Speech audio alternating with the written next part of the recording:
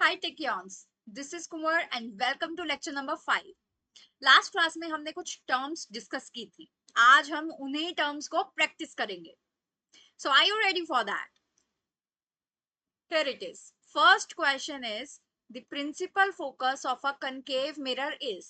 अब मैं ये चाहती हूँ कि आप जैसे जैसे क्वेश्चंस कर रहे हो अपने अपने आंसर्स जो है वो कमेंट सेक्शन में टाइप करो, क्योंकि उससे क्या होगा आपको भी पता चलेगा. हाँ, अगर आपका कोई क्वेश्चन गलत हुआ तो आप उसको चेंज नहीं करोगे. तो यहाँ पर मैं देख रही हूँ आपकी ऑनेस्टी. आप जितना ज्यादा खुद के साथ ऑनेस्ट रहोगे आप उतना ज्यादा ही इंप्रूव कर पाओगे. So, the principal focus of a concave mirror is, what is the answer? Yes, a real point where parallel rays meet, a virtual point where rays appear to diverge, same as the pole located at the center of curvature. देखो focus क्या था concave के लिए. सबसे पहले तो race converge होती हैं, डाइवर्ज होती नहीं है. तो जिसको नहीं भी मालूम वो ऐसे एलिमिनेट कर सकते हैं. तो बी तो आंसर होगा नहीं, बिकॉज इन्होंने बोला है डाइवर्ज करेंगी. फिर वो बोल रहे हैं सेम एज पोल. अगर सेम एज पोल होता तो उसको अलग नाम देने की जरूरत ही क्या थी, राइट? सो सी भी आंसर नहीं हो सकता. Located at centre of curvature, again अगर वो सेंटर ऑफ कर्वेचर पर ही लोकेट कर रहा है तो उसको सेंटर ऑफ कर्वेचर ही बोलेंगे ना. तो डी भी नहीं हो सकता. So answer is option number A.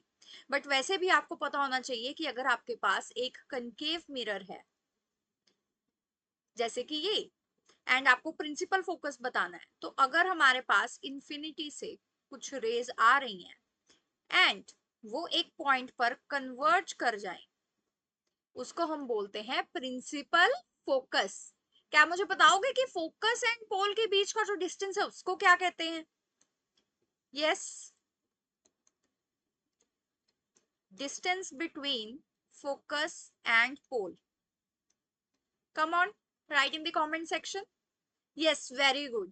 That is known as focal length. Good, पढ़ के आए हो सारे के सारे. चलो अगले क्वेश्चन की तरफ चलते हैं.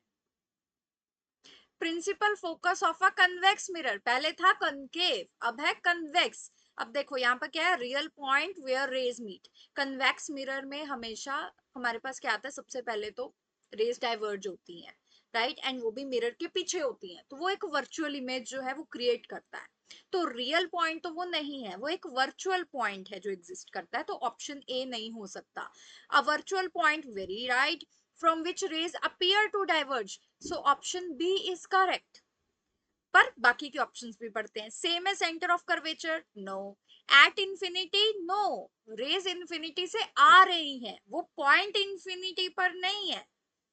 तो यहां पर हमारा जो आंसर है वो है ऑप्शन नंबर बी.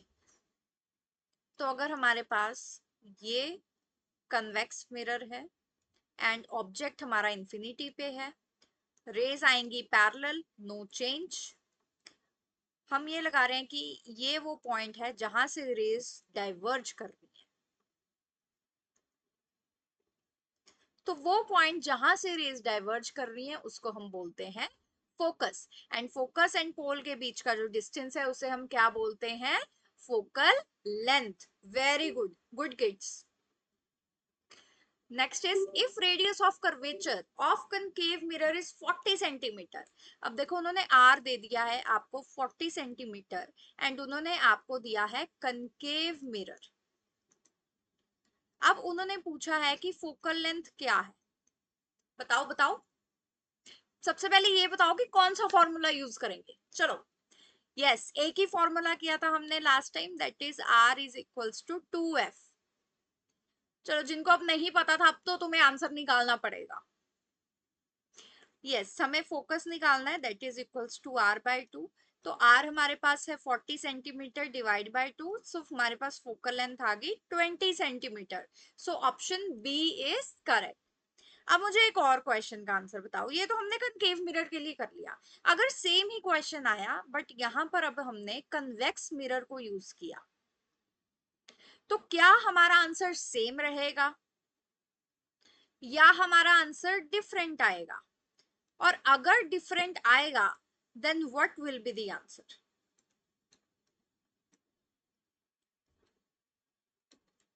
यस, बताइए. कि क्या हमारे पास सेम आंसर आएगा या डिफरेंट आएगा कन्वेक्स के केस में। Yes, very good kids, it's not going to change. Last lecture में मैंने ये चीज कोई मेंशन ही नहीं की कि कनकेव के लिए अलग होगा, कन्वेक्स के लिए अलग होगा, ये चीज मैंने मेंशन ही नहीं की है, राइट। तो आपको क्या करना है कि रेडियस ऑफ कर्वेचर अगर 40 है तो फोकल लेंथ आपको सिर्फ उसका हाफ ही करना है, and that comes out to be 20 centimetre. Very good. Next, if focal length of convex mirror is 15 centimetre तो रेडियस ऑफ कर्वेचर क्या होगा उसका। अगर फोकल लेंथ 15 है तो रेडियस ऑफ कर्वेचर क्या होगा। सेम फॉर्मूला यूज कर सकते हैं, r is equals to 2f। यहाँ पर हमें r निकालना है, फोकल लेंथ हमें 15 दी है, तो रेडियस ऑफ कर्वेचर हमारे पास आ गया 30 सेंटीमीटर। r क्या आ गया हमारे पास, 30 centimetre. Very good, option C is correct. Okay, next is if aperture of spherical mirror is increased. अब देखो वो क्या कह रहा है, एपर्चर। सबसे पहले एपर्चर क्या होता है हमारे पास, yes, it is the reflecting surface, diameter of reflecting surface. तो दैट मीन्स अगर हमारे पास ये ए बी एक रिफ्लेक्टिंग सरफेस है तो उन्होंने बोला कि उन्होंने वो डबल कर दिया या इंक्रीज कर दिया, A dash B dash. Its image formation is affected because, अब वो बोल रहा है कि इमेज जो है वो इफेक्ट हुई है, पर क्यों इफेक्ट हुई है और उसमें क्या इफेक्ट आया। सोचिए, क्या फोकल लेंथ इंक्रीज हुई है, क्या डिक्रीज हुई है, या रिफ्लेक्शन ऑफ लाइट कम हो गया है, या फिर ज्यादा से ज्यादा लाइट फॉल करेगी।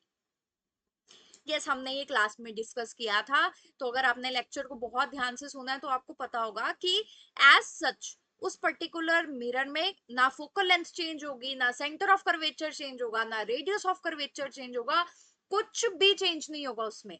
ज्यादा से ज्यादा ये चेंज होगा क्योंकि बहुत बड़ा मिरर हो गया है अभी, तो ज्यादा से ज्यादा लाइट जो है वो कलेक्ट करेगा एंड वो फोकस करेगा उस पॉइंट पे या कोई भी पॉइंट पे, बट सच कोई और चेंज नहीं है। So option A, option B, option D are the wrong options. Option C ही करेक्ट है क्योंकि बड़ा सरफेस मतलब ज्यादा से ज्यादा लाइट को रिफ्लेक्ट करना। Is it clear. Okay, what happens to the focal length of a spherical mirror if the radius of curvature is double। अब वो बोल रहा है कि फोकल लेंथ कैसे अफेक्ट होगी अगर रेडियस ऑफ कर्वेचर हमने डबल कर दिया। Yes, if you knew it, tell me क्या होगा इसका आंसर।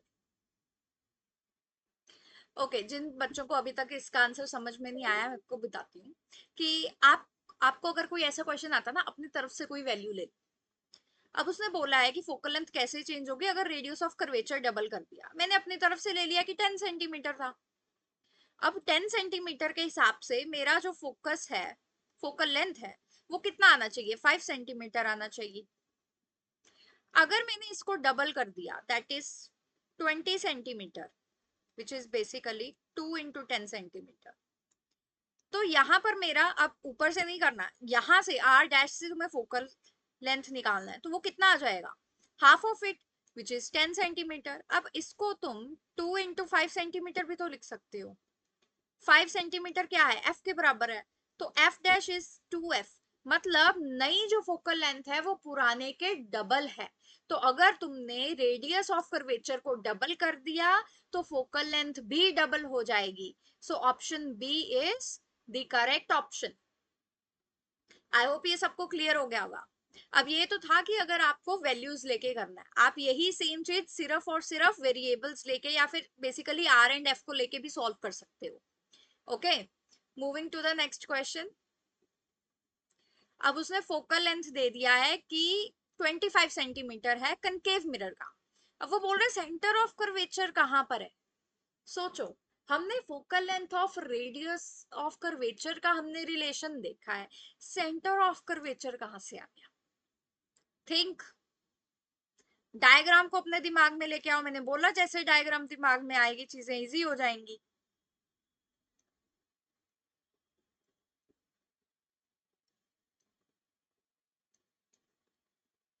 जिसने भी कर लिया मुझे बताओ। अब देखो कनकेव मिरर है, फोकल लेंथ उन्होंने दे दी है कि 25 सेंटीमीटर। अब उन्होंने बोला है सेंटर ऑफ कर्वेचर कितनी दूरी होगा। अब सेंटर ऑफ कर्वेचर, अब देखो डिस्टेंस हमेशा पोल से बताना है। अब वो डिस्टेंस क्या है, आर ही तो है। तो मतलब तुम्हें इनडायरेक्टली पूछा गया है कि रेडियस ऑफ कर्वेचर क्या है, और कुछ भी नहीं। तो रेडियस ऑफ कर्वेचर क्या होता है, double of F, double of 25, that means 50 centimetre, 50 centimetre. तो आंसर आ गया ऑप्शन नंबर ए। अब देखो यहाँ पर उन्होंने फ्रॉम द पोल लिखा हुआ है सभी ऑप्शंस में, बट कई बार क्या करेंगे, आपको मे बी दो ऐसी ऑप्शंस दे दें, 50 centimetre from the pole, 50 centimetre from the focus, या 50 सेंटीमीटर फ्रॉम दिस पॉइंट और दैट पॉइंट। डायग्राम में कोई रैंडम पॉइंट भी तो लिखा जा सकता है ना, जैसे मैंने ए लिख दिया यहाँ पे, तो आपको वो भी पूछा जा सकता है। तो आपको उन चीजों को भी ध्यान में रखना है कि कहाँ से दिया हुआ है, तो इसको ऐसे इग्नोर नहीं करना। यहाँ पर तो चलो फ्रॉम दी पोल्स चारों ऑप्शंस में है, तो आप उसको छोड़ सकते हो, ठीक है, बट इस चीज का ध्यान रखना। Which of the following is true for focal length of spherical mirrors? Spherical mirror की फोकल लेंथ के लिए इनमें से कौन सी स्टेटमेंट जो है वो ट्रू है? It's always equal to radius of curvature, no. क्यों? Yes, because R is equals to double of F. वो उसके बराबर नहीं होती, R is equals to F नहीं होती है, इसलिए ए ऑप्शन नहीं हो सकता। It is negative for concave mirrors and positive for convex mirrors. अब ये जो ऑप्शन बी है, ये बेसिकली आपके साइन कन्वेंशंस पे है। अब ये चीज भी हम डिस्कस करेंगे नेक्स्ट लेक्चर में कि साइन कन्वेंशन होता क्या है। तब तक के लिए आप इसको होल्ड पे रखो। It is the distance between pole and centre of curvature. तो pole and centre of curvature का डिस्टेंस क्या होता है, रेडियस ऑफ कर्वेचर। तो सी भी नहीं होता, because this is equals to R. It is same for all types of spherical mirrors, no. हर एक स्फेरिकल मिरर का जो कर्वेचर है वो अलग अलग होगा, एंड वो उस पर डिपेंड करेगा। अगर कर्वेचर जो है वो देखो ज्यादा बल्जिंग है, तो उसका सेंटर ऑफ कर्वेचर बहुत पास में होगा। तो हमारे पास उसका सेंटर ऑफ कर्वेचर कम है, मतलब उसका फोकल लेंथ भी कम होगा। लेकिन अगर आपके पास सरफेस ऐसा है, तो मतलब इसका जो स्फीयर है वो भी बड़ा बनेगा, तो उसका सेंटर ऑफ कर्वेचर यहाँ पर आ गया, फोकस यहाँ पर आ गया, तो बढ़ गया डिस्टेंस। तो that means it is not same. So option B is correct. अब आपको ये कैसे पता लगेगा कि concave mirror and convex mirror में कैसे नेगेटिव एंड पॉजिटिव है? तो मैथ्स में ना आप जब ग्राफ करते हो तो आप क्या करते हो, आप ऐसे बना लेते हो रेस को, राइट। ये हमारा सेंटर पॉइंट ले लेते हैं, तो जो भी एक्स की टर्म्स है वो हम यहाँ से पॉजिटिव लेते हैं, ये भी हम पॉजिटिव लेते हैं, यहाँ पर हम नेगेटिव ले लेते हैं, और यहाँ पर हम नेगेटिव ले लेते हैं। तो जब हमने मिरर रखा यहाँ पे, देखो वो किसकी बात कर रहा है, कनकेव एंड कन्वेक्स की। अगर मैंने कनकेव लिया, यहाँ पर ड्रॉ करती हूँ, अगर मैंने ये कनकेव लिया और ये जो पोल है वहां से ये एक्सिस जो है वो पास कर रही है, ये है y और ये है y डैश, ये है x एंड ये है x डैश। तो यहाँ पर इस रीजन में जितने भी हमारे पास फोकस, सेंटर ऑफ कर्वेचर और हमारे पास पोल जितना भी होगा, वो हम सब कुछ क्या लेंगे, नेगेटिव लेंगे। तो जब हमारे पास फोकस यहाँ पर आ रहा है तो वो भी नेगेटिव आएगा, तो इसलिए कनकेव मिरर के लिए नेगेटिव है। अब देखो कन्वेक्स के लिए, कन्वेक्स के लिए क्या होगा, मैं स्क्रीन जो है वो इरेज कर रही हूँ। अब कन्वेक्स के लिए क्या होगा,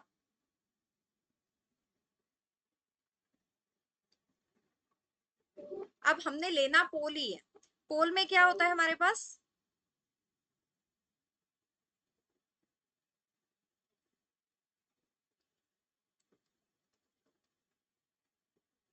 ये वाला सरफेस हमारे पास रिफ्लेक्टिंग रहेगा, लेकिन ये इसका फोकस है एंड ये इसका सी है, तो अभी ये राइट साइड पर एग्जिस्ट कर रहा है। ये एक्स है और ये वाई है और ये वाई डैश है, तो ये वाली टर्म्स हम सारी पॉजिटिव लेते हैं, तो हमारा फोकस जो है वो पॉजिटिव है। कन्वेक्स के लिए एंड नेगेटिव है कनकेव मिरर के लिए। आई होप आपको ये क्लियर होगा। जिसको भी ये चीज अभी भी क्लियर नहीं है, कोई बात नहीं, थोड़ी शांति रखो। हम जब साइन कन्वेंशन करेंगे तब आपको इजिली सब कुछ समझ आ जाएगा, ठीक है। बाकी थोड़ा सा चीजों को रिपीटेडली देखो, रिपीटेडली उसको समझने की कोशिश करो, उनको रिकॉल करो, बोलो, देखो और सुनो जो तुम बोल रहे हो, एंड इन चीजों को लिखो, तो चीजें और ज्यादा अच्छे से समझ में आती हैं, अपने आप याद हो जाती है। मेमोराइजेशन में इतना दिमाग नहीं खपाना होता, ठीक है। Yes, option B is correct. Then, why is the aperture of spherical mirror generally small as compared to radius of curvature?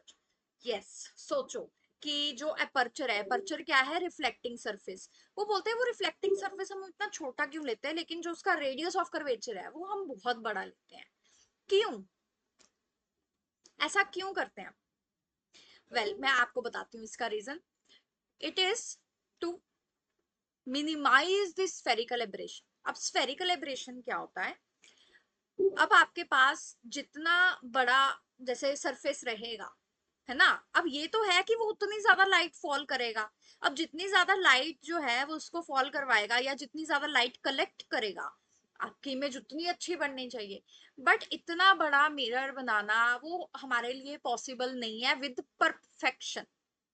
तो जब आपके पास रिफ्लेक्टिंग सरफेस बहुत बड़ा है तो कई बार क्या होता है कि जो रेज है, कोई यहाँ पर फोकस कर देती है, कोई रे है जो यहाँ पर फोकस कर देती है, कोई रे यहाँ से आएगी जो कि यहाँ से पास हो जाएगी, and then some will come जो कि यहाँ से पास हो जाएगी। तो फोकस का एक पर्टिकुलर पॉइंट आने की बजाय काफी सारे ऐसे पॉइंट्स आ जाते हैं जो कि हमारे लिए अच्छी बात नहीं है, जो कि इमेज फॉर्मेशन में दिक्कत देता है।